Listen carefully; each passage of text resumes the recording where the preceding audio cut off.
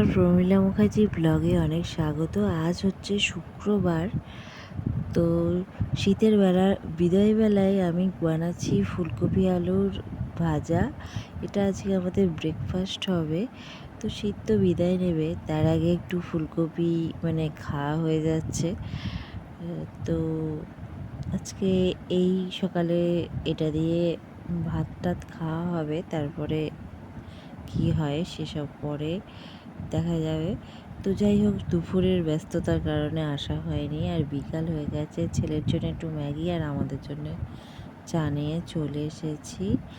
আর বিকাল হয়েছে কিন্তু রোদটা প্রবল, আর সুন্দর একটু রোদের ছায়া। আমি এই বাইরে না, বিকালবেলায় আমাদের এই জানলার সামনেটায় এসে দাঁড়ালাম। ভালো লাগে এরকম বিকালে বাইরে সারা রাতে, গরম হোক আর বসন্ত, যাই হোক। বসন্তে তো এমন একটা ভাব লাগে, উদাসীনতার টাইপ। তো যাই হোক, এখানে দাঁড়িয়ে দাঁড়িয়ে কিছুক্ষণ সময় কাটাচ্ছি, ভালোই লাগছে।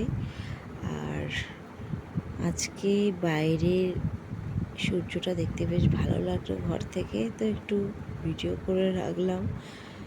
আর আজকে টাটা, কালকে আবার দেখা হবে। তোমরা ভালো থেকো, সুস্থ থেকো।